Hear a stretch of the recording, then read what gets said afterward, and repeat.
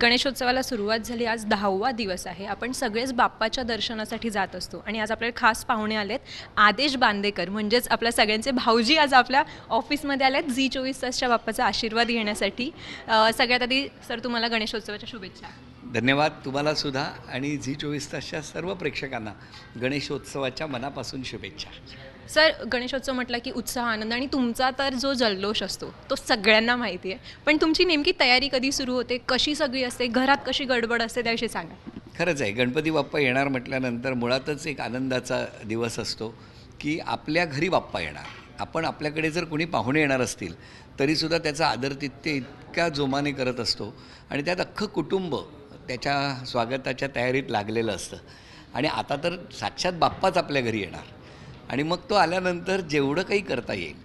खरं तर आमचा गणपती बाप्पा हा माझ्या भावाकडे असतो आणि आमच्या बांदेकर कुटुंबाचा तो गणपती, त्यामुळे आम्ही सगळे 7 दिवस घरातच असतो. आणि मग अभ्युदयनगर, लालबागचा राजा याच्या सगळ्या त्या वातावरणामध्ये, चिंचपोकळीचा चिंतामणी, गणेश गल्लीचा आपला मुंबईचा राजा, अशा सगळ्या वातावरणामध्ये आम्ही असे देहभान हरपून कायम धावत असतो आणि तो आनंद साजरा करत असतो. आताच तुम्ही अभ्युदयनगरचा उल्लेख केला, तुमचं बालपण तिथे गेलं आहे सर.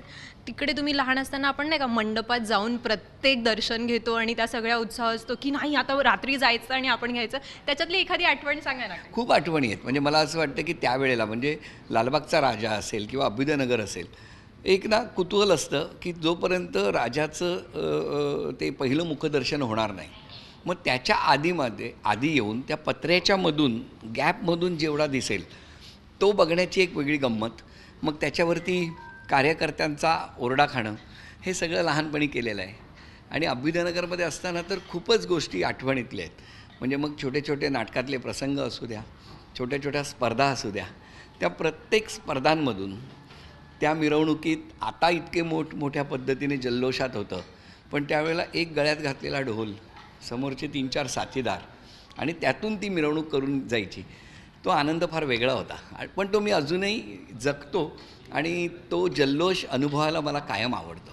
म्हणजे तो आजही तितकाच एक्साइटिंग आहे तुमच्यासाठी, तो जो अनुभव होता तो.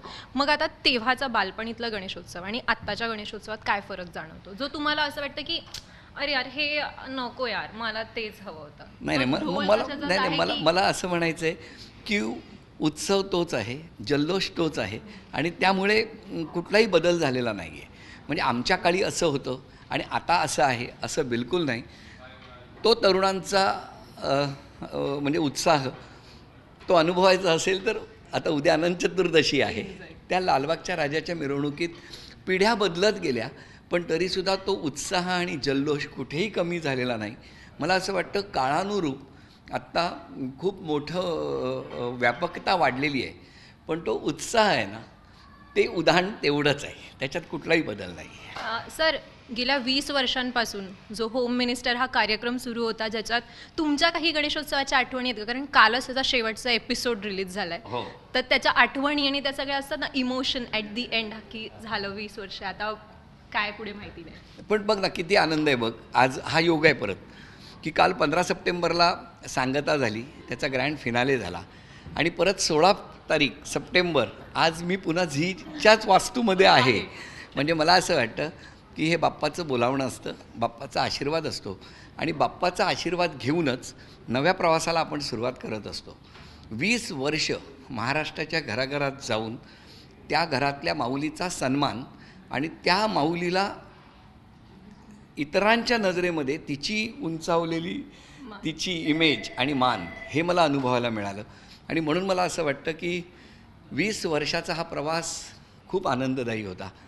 आणि झी मराठीने किंवा झी मराठीवर मायबाप रसिकांनी जे प्रेम केलं, ते प्रेम अनुभवायचा तो साक्षीदार मला बनता आलं. आणि ते 20 वर्ष सोमवार ते शनिवार खूप मोठा प्रवास आहे. Not a decade but 2 decades. मग 2 दशकं आपण लोकांच्या घरोघरी जाऊन 16-17 लाख किलोमीटरचा प्रवास मनोरंजनासाठी आणि आनंदासाठी करता आला. याचा वेगळा आनंद मला शब्दात वर्णनच करता येणार नाही.